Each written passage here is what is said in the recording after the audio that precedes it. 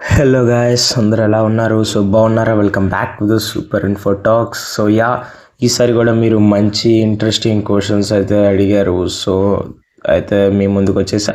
So మీరు అడిగిన ప్రతి ఇంట్రెస్టింగ్ క్వశ్చన్కి అయితే వీడియోలో ఆన్సర్ చేసేద్దాం. వీడియోలోకి వెళ్ళబోయే ముందు ఏం లేదు, ఒక చిన్న రిక్వెస్ట్. ఛానల్కి కొత్తగా వచ్చినట్టయితే లైక్, షేర్, సబ్స్క్రైబ్ అయితే చేసేయండి. అప్పుడే నాకు మోటివ్గా ఉంటుంది. సో అంటే మీకు ఇంకో విషయం చెప్పాలి. అయితే మన ఛానల్ సబ్స్క్రైబర్స్ కోసం ఒక వాట్సాప్ గ్రూప్ని అయితే క్రియేట్ చేశా. ఆ వాట్సాప్ గ్రూప్ లింక్ అనేది కింద డిస్క్రిప్షన్లో ప్రొవైడ్ చేశా, ఆర్ పిన్డ్ కామెంట్ సెక్షన్స్లో అయితే పిన్ చేసి పెట్టాను. సో అక్కడ నుంచి మీరు మన వాట్సాప్ గ్రూప్లోకి జాయిన్ అవ్వచ్చు. అక్కడ సండే మనం చాట్స్ చేసుకోవచ్చు, మాట్లాడుకోవచ్చు. ఒకవేళ మీరు అక్కడ ఇంకా పర్సనల్గా ఏమైనా వీడియోలు రికమెండ్ చేయాలనుకున్నా కానీ రికమెండ్ చేయవచ్చు. So first question, Tony Stark Godzilla దగ్గర ఉన్న పవర్స్ గురించి తెలుసుకుంటే టోనీ స్టార్క్ హల్క్ని ఆపినట్టు గాడ్జిల్లాను ఆపడానికి ఏదైనా ఆర్మర్ కానీ గ్యాజెట్ని కానీ తయారు చేస్తాడా? ఫస్ట్ ఆఫ్ ఆల్, గాడ్జిల్లా వచ్చేసరికి one of the most powerful creature. Monster వర్స్లోనే ఎవ్వరూ ఆపలేని one of the best creature and kaiju. అటువంటిది టోనీ స్టార్క్ లాంటి ఒక మేధావి ఈ గాడ్జిల్లా గురించి తెలుసుకొని ఆపడానికి ఏవైనా ఆర్మర్ సృష్టించాలంటే దానికోసం తను చాలా టైం టేకన్ అయితే తీసుకుంటాడు. చెప్పాలంటే Godzilla super man and Hulk లాంటి క్యారెక్టర్స్కి కూడా పోటీ ఇచ్చే అంత పవర్ఫుల్. అటువంటిది టోనీ గాడ్జిల్లాని ఆపాలంటే హల్క్ బాస్టర్కి 100 రెట్లు పవర్ఫుల్ ఉండే ఒక ఆర్మర్ని క్రియేట్ చేయాలి. గాడ్జిల్లా అంత సైజులో ఉండే ఒక ఆర్మర్ని తయారు చేయాలంటే దానికి ఎక్కువ మెటల్స్ అనేవి రిక్వైర్డ్ అయితే అవుతాయి. సో ఫస్ట్ ఆఫ్ ఆల్, గాడ్జిల్లాని టోనీ ఆపాలంటే గాడ్జిల్లా యొక్క పవర్స్ అయిన అటామిక్ బ్రీత్ని తట్టుకునే ఒక రేడియేషన్ న్యూక్లియర్ బుల్లెట్ ప్రూఫ్, అంటే బుల్లెట్ నుంచి తప్పించుకోవడానికి బుల్లెట్ ప్రూఫ్ ఆర్మర్ని ఎలా తయారు చేస్తామో ఒక న్యూక్లియర్ ఎక్స్ప్లోజన్ నుంచి తప్పించుకోవడానికి ఒక పవర్ఫుల్ ఆర్మర్ని అయితే టోనీ స్టార్క్ క్రియేట్ చేసుకోవాలి.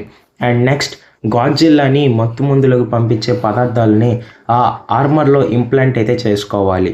చెప్పాలంటే అలా చేస్తేనే గాడ్జిల్లాని ఎంతోవరకు ఆపగలం. అండ్ నెక్స్ట్ వచ్చేసరికి గాడ్జిల్లా యొక్క హీలింగ్ ఫ్యాక్టర్కి వ్యతిరేకంగా కొన్ని పవర్ఫుల్ వెపన్స్ని క్రియేట్ చేయాలి. దానికోసం తను చాలా లెవెల్ వెపన్స్ని క్రియేట్ చేయాలి. అండ్ గాడ్జిల్లా అంత సైజులో ఉండే ఆర్మర్నైనా క్రియేట్ చేయాలి, లేదంటే టోనీ స్టార్క్కి చిన్నగా ఉండి గాడ్జిల్లాని అలా ఎదుర్కోవాలి. అండ్ గాడ్జిల్లా యొక్క డ్యూరబిలిటీని బ్రేక్ చేసే మెటల్స్తో గాడ్జిల్లాని అటాక్ చేయాలి. లేకపోతే ఉరు మెటల్, థోర్ హ్యామర్కి యూజ్ చేసి ఉరు మెటల్తో ఐరన్ మ్యాన్ కనుక ఏదైనా ఒక ఆర్మర్ని క్రియేట్ చేసుకుంటే దాని హెల్ప్తో అయినా గాడ్జిల్లాని ఓడియచ్చు. చెప్పాలంటే గాడ్జిల్లాని కనుక ఓడియాలంటే టోనీ స్టార్క్ ఒక మార్క్ 85 కంటే కూడా 100 రెట్లు పవర్ఫుల్ అయిన ఆర్మర్ని సృష్టించాలి. ఒకవేళ నానో టెక్నాలజీతో కనుక ఐరన్ మ్యాన్ కనుక గాడ్జిల్లాని ఆపడానికి ఆర్మర్ క్రియేట్ చేస్తే గాడ్జిల్లా ఓడిపోవడానికి తక్కువ ఛాన్సెసే ఉన్నాయి. నెక్స్ట్, సివిల్ వార్లో టీమ్ ఐరన్ మ్యాన్ కరెక్టా, టీమ్ కెప్టెన్ అమెరికా కరెక్టా? ఈ క్వశ్చన్ని సిద్ధార్థ్ బ్రో అయితే అడిగారు. బ్రో, దీనికైతే నేను ఆన్సర్ చెప్పలేను, ఎందుకంటే నేను కెప్టెన్ అమెరికాకి ఫ్యానే, ఐరన్ మ్యాన్కి ఫ్యానే. చెప్పాలంటే ఈ సివిల్ వార్ మూవీ ఎలా ఉంటుందంటే ఇందులో మనం రెండు వైపుల్లో ఎవరి టీంలో ఉండాలా అని కన్ఫ్యూజ్ అవ్వడానికే సరిపోయిద్ది.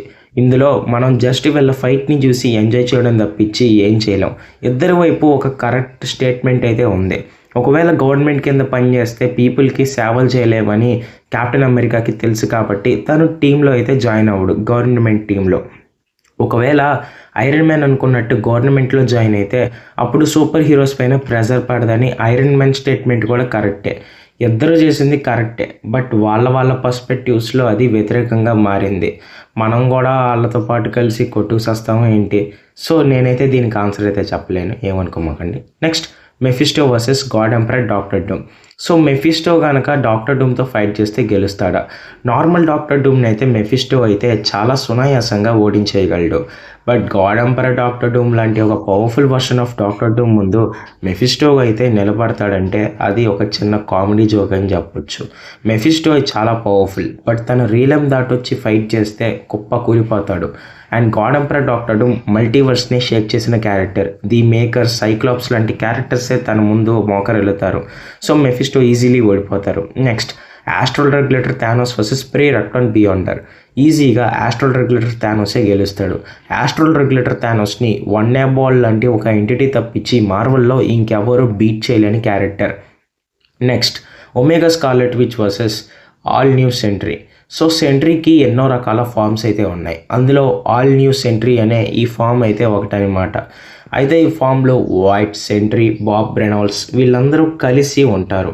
సో ఈ ముగ్గురు కలిసి ఈ ఫామ్లో అయితే ఉంటారనమాట. సో వీళ్ళు కలిస్తే ఈజీలీ మల్టీవర్స్ని షేక్ ఇన్ చేయగలరు. అయితే వీళ్ళు కనుక చాలా పవర్ఫుల్ అనమాట. సో ఈ ఫామ్తో అయితే ఒమేగా స్కార్లెట్ విచ్ని ఓడించగలరా లేదా అని ఒకసారి చూద్దాం. ఈ ఫామ్ డెడ్ సిట్ సెంట్రీ వైట్ కంటే కూడా చాలా పవర్ఫుల్. ఈ ఆల్ న్యూ సెంట్రీలో సెంట్రీ వచ్చేసరికి వైట్తో మెర్జ్ అవ్వడం వల్ల దానికి మల్టీవర్స్ని కూడా డిస్ట్రాక్ట్ చేసే లెవెల్ పవర్ అయితే ఉంటుంది. అయితే ఒమేగా స్కార్లెట్ విచ్ లాంటి ఒక పవర్ఫుల్ క్యారెక్టర్తో అంటే కొంచెం కష్టమనే చెప్పాలి. సో సెంట్రీకి 100 మిలియన్ సన్స్ పవర్ అయితే ఉంటుంది కదా. ఈ ఆల్ న్యూ సెంట్రీలో ఆ కౌంట్ ఇంకో 100 రెట్లు పెరిగిద్ది. అయితే ఒమేగా స్కార్లెట్ విచ్తో గెలవలేడా అంటే ఆల్మోస్ట్ నాకు తెలిసినంత వరకు అయితే ఒమేగా స్కార్లెట్ విచ్ లాంటి ఒక పవర్ఫుల్ రియాలిటీ ర్యాపింగ్ క్యారెక్టర్తో, అది కూడా గాడెస్ ఆఫ్ డార్క్ హోల్డ్తో అంటే కొంచెం కష్టం అనే చెప్పాలి. ఎందుకంటే తను మామూలు వర్షన్ అయితే కాదు. ఈవెన్ తను బియాండర్ని కూడా షేక్ చేసే అంత రియాలిటీ ర్యాపింగ్ పవర్ని కలిగి ఉంది. సో ఈ ఫైట్లో అయితే ఒమేగా స్కార్లెట్ విచ్ గెలవడానికి 70% ఛాన్సెస్ అయితే ఉన్నాయి. అండ్ మన సెంట్రీ గెలవడానికి 30% ఛాన్సెసే ఉన్నాయి. ఇక్కడ నేను మాట్లాడుతుంది నార్మల్ సెంట్రీ గురించి కాదు, ఆల్ న్యూ సెంట్రీ. ఎవరైనా కామిక్ ఫ్యాన్స్ ఉంటే ఈ వర్షన్ గురించి తెలిస్తే ఒకసారి కామెంట్ చేయండి, చూద్దాం ఎంతమంది ఉన్నారు. సో ఇదనమాట ఇవాళ Q&A. So that's of all this video. మరి వీడియో కనుక నచ్చినట్టయితే దయచేసి లైక్, షేర్, సబ్స్క్రైబ్ అయితే చేయండి. అప్పుడే నాకు కూడా మోటివ్గా ఉంటుంది ఇలాంటి వీడియోలు చూడడానికి. Thanks for watching and see you soon. And తప్పకుండా మన ఛానల్ వాట్సాప్ గ్రూప్లో జాయిన్ అవ్వండి. లింక్ పిన్నెడ్ కామెంట్స్ అండ్ డిస్క్రిప్షన్లో పెట్టాను. Once visit. And thanks for watching. Support us, keep doing. Yeah.